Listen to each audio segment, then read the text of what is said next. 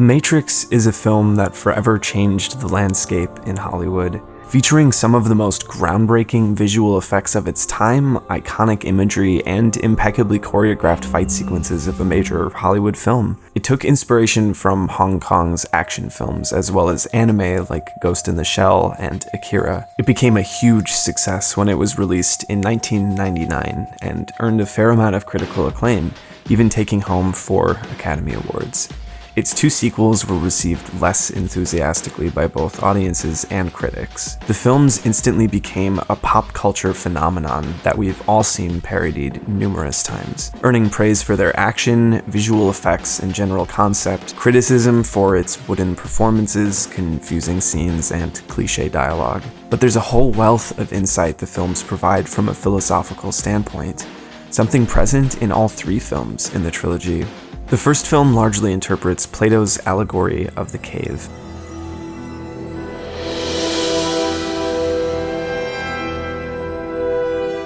Imagine a cave. Inside are people who were born and have spent their entire lives there, chained into a fixed position, only able to see the wall in front of them. As far as they know, this is the entire world. They've never known or seen anything else, so what basis would they have to expect anything to exist outside of the cave? This is the basic idea of the Matrix. How do we know what our reality really is? What is real?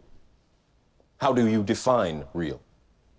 If you're talking about what you can feel, what you can smell, what you can taste and see, then real is simply electrical signals interpreted by your brain. Let's continue the thought experiment. What happens when a prisoner is freed? It's likely that he wouldn't leave on his own volition out of fear, but if taken against his will and brought out to the world above, after a tough climb, eventually his eyes would adjust from the darkness, eventually able to look upon the sun and gain the knowledge within its light. In Plato's analogy of the sun is a metaphor for the nature of reality and knowledge concerning it. The sun is knowledge. Light itself is truth and understanding, or enlightenment. Gnosticism frames the fundamental human problem in terms of ignorance, the solution being enlightenment. We are a soul or a spirit that's trapped in a material body, and we need to get out because we are divine sparks and we don't belong here. Unplugging from the Matrix, stepping out of the cave, is the first step towards gnosis, which leads to enlightenment. But the humans scorched the skies in an attempt to win the war against the machines. They're still separated from truth and wisdom even outside of the Matrix, in another cave of sorts, with a greater spiritual journey still ahead. Towards the end of the first film, we learn that this current Matrix is actually an updated version. The original version was designed as a paradise for humanity, but most end up rejecting the program, unable to accept it as reality. Some believed that we lacked the programming language to describe your perfect world, but I believe that as a species, human beings define their reality through misery and suffering. It's an interesting idea that human nature requires suffering, that we as a species have a built-in need for chaos and struggle, for sacrifice. Ideas present in many of the world's leading religions, which the Wachowskis allude to throughout the trilogy. While the first film is mostly a crash course in epistemology with some references to Christianity, the second and third films dive much deeper into religious philosophy from the East. A fundamental belief in Indian religions like Hinduism or Buddhism is the concept of samsara. The body dies, but the soul is eternal, reincarnated into other physical forms in an infinite cycle where the soul is left to wander and suffer. Every soul must embark on a spiritual quest to attain self-liberation from samsara through enlightenment by uniting body and mind with spirit. This is called moksha in Hinduism, though you may have heard the Buddhist term nirvana to describe it as well. Let's recall this scene at the end of the first film with Agent Smith. I hate this place, this zoo, this prison, this reality, whatever you want to call it. I can't stand it any longer. I must get out of here. I must get free. Once Zion is destroyed, there is no need for me to be here. Do you understand? Smith and Neo are both on the same path. They want the same thing. They are both trying to free themselves from this cycle of suffering, but they are polar opposites, yin and yang to one another. Neo wants to liberate the people of Zion and eventually free those still imprisoned within the Matrix. Smith wants to bring an end to it all, the Matrix and the real world outside. Smith and Neo are both unique to this iteration of the Matrix. Never before has a program gone rogue and set to destroy both humanity and the machines, nor have we ever seen a one like Neo. In all previous versions, an eventual anomaly presents itself in the form of the One, whose path leads him to the Architect. Zion is destroyed, the Matrix is rebooted, and the One takes with them 23 people to rebuild Zion. This has been done 5 times before. Every other chosen one has made the same choice, because failure to comply will lead to a system failure within the Matrix, killing everyone plugged in as well as everyone in Zion, effectively wiping out the species. This is the purpose of the One. It is interesting reading your reactions. Your 5 predecessors were, by design, based on a similar predication, a contingent affirmation that was meant to create a profound attachment to the rest of your species, facilitating the function of the One. While the others experienced this in a very general way, your experience is far more specific, vis-a-vis love. Trinity. He's willing to sacrifice anything, even the entire human race, to save her. Notice the TVs, all seemingly showing different timelines, different eventualities for the same moment. Most of what the Architect says triggers different responses from Neo, save for one.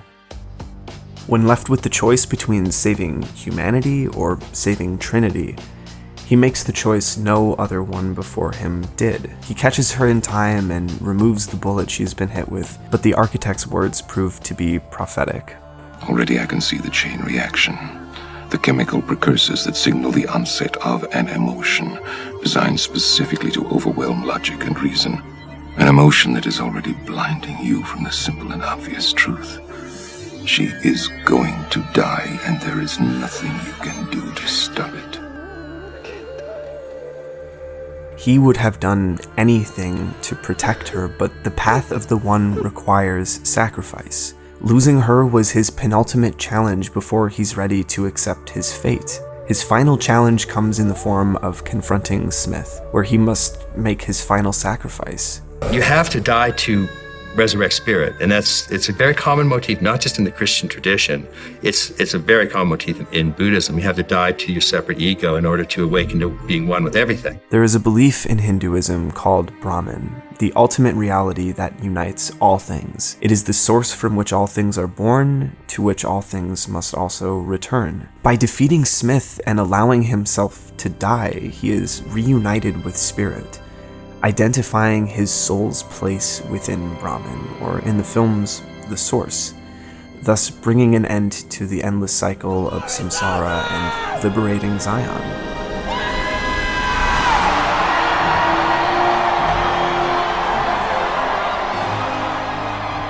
Neo becomes the true savior of humanity because he succeeds where every other one in every previous iteration of the Matrix failed.